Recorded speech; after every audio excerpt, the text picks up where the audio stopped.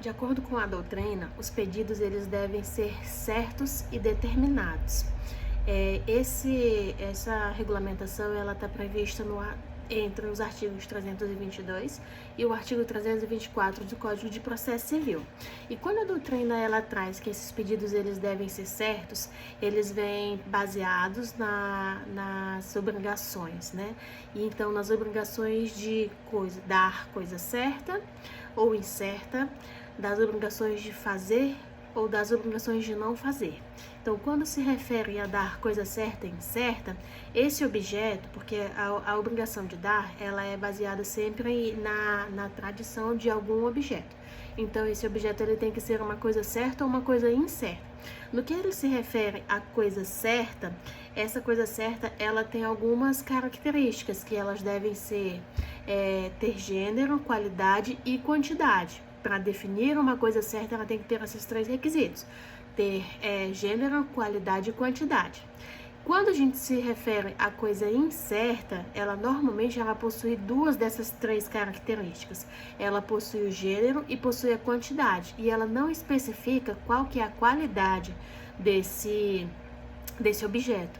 Então, quando se fala no Código de Processo Civil para um objeto ele ser certo, essa coisa incerta ela tem que ser convertida para uma coisa certa.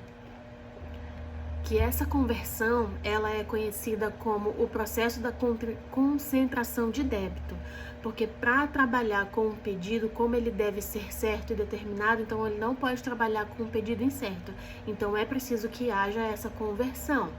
Então, já que essa obrigação de dar coisa, e quando se fala no caso incerta, que ela só possui o gênero e a quantidade, a gente tem que trabalhar com a qualidade. Então, essa qualidade, ela não pode ser uma qualidade qualquer, ela tem que ser baseada no princípio da qualidade média, conforme o artigo 244 do Código Civil, né, que ele fala que ele não deve ser proporcionado nem a melhor nem a pior da qualidade do bem. Ela tem que ser uma qualidade média, para não ficar nem bom demais para o credor, nem ruim demais para o devedor, por exemplo. Por isso que tem que ter essa equiparação. Pegando essa situação de dar coisa incerta, então, por exemplo, se o objeto dessa coisa incerta são duas vacas e foi feito um negócio jurídico entre o credor e o devedor na aquisição dessas duas vacas. E aí eu só falo que são duas vacas e que elas são fêmeas, por exemplo. Então eu especifiquei o gênero, especifiquei a quantidade. Em relação à qualidade, na hora de acontecer a tradição, o devedor ele pode escolher, né? Mas quando ele for escolher essas vacas para ser feita a tradição, essa escolha ela tem que ser feita pautada no princípio da qualidade média. E aí sim ocorre a entrega do objeto para a obrigação ela ser cumprida e essa objeto ele passar de incerto para certo. Então, se por exemplo houve o inadimplemento dessa obrigação de dar essa coisa certa, existem dois caminhos a ser seguidos. O primeiro, ou acontece o desfazimento do negócio jurídico e aí é devolvido o dinheiro pago, como pegando o exemplo das vacas, o dinheiro pago pelas vacas, já que a qualidade das vacas não foram o suficiente de acordo com o princípio da qualidade média. Então pode acontecer o desfazimento do negócio ou pode ser pedido, né, na causa, que seja entregue duas vacas com uma qualidade média, que é aí que fique bom tanto para o devedor quanto para o credor nesse negócio jurídico, né?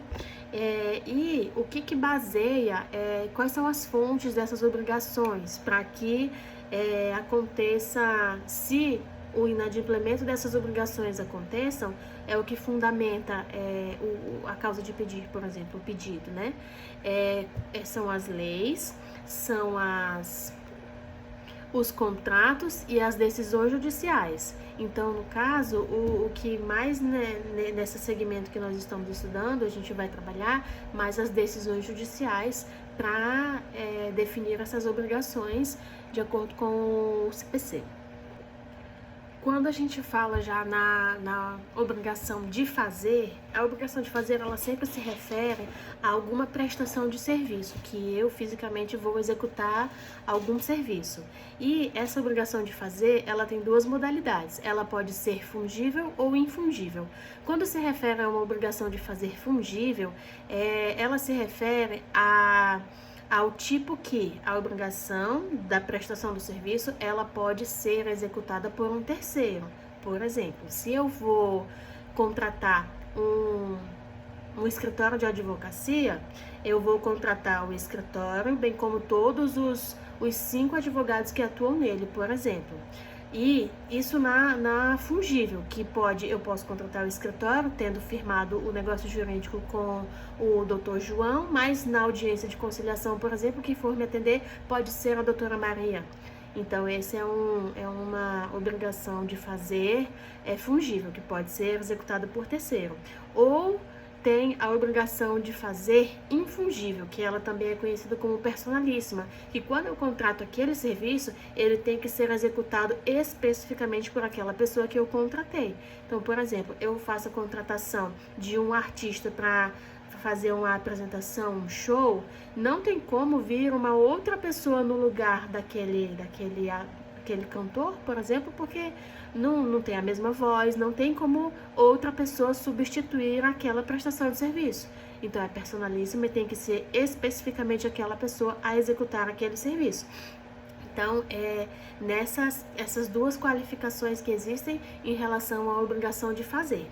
Quando se fala a obrigação de não fazer, isso é um combinado de manter a inércia e manter-se silente. Então, por exemplo, quando eu contrato um serviço de um profissional e eu peço que ele mantenha sigilo sobre o que foi conversado ali.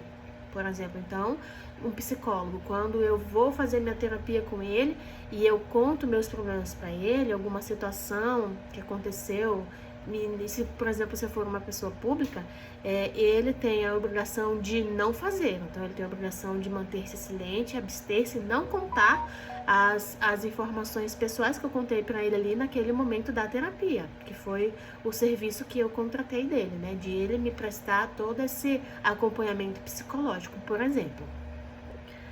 E quando nessa situação das obrigações há o inadimplemento de alguma dessas obrigações, ou a coisa certa ela não foi entregue como deveria, ou a prestação de serviço não foi entregue como deveria, isso vai ocorrer uma lide que vai, alguma das partes prejudicadas vai entrar com uma ação jurídica. E aí acontece os pedidos, né? Então, o autor ele vai ali requerer os pedidos e ele precisa ter esse pedido determinado, ele tem que determinar valores em relação ao pedido que está sendo feito para reparar o dano. Então, por exemplo, se eu contratei um cantor para fazer um show e eu vendi todos os ingressos e se esgotaram, e aí as pessoas que vieram, eu tenho que devolver o valor dessas pessoas. Então eu vou entrar com uma ação judicial para que essa pessoa devolva o dinheiro que eu paguei, e eu posso também, nos meus pedidos, colocar perdas e danos, porque eu tive que reparar o dano das pessoas que compraram o ingresso para vir aquele show. Eu tenho que, às vezes, se essas pessoas contra mim, elas ingressaram com ação para pedir reembolso de hotel, de alimentação, de passagem, porque elas precisaram se deslocar, então eu sofri perdas e danos em relação ao descumprimento, ao inadimplemento do cumprimento daquela obrigação de fazer daquele cantor, por exemplo. Então, isso daí que movimenta os pedidos e são...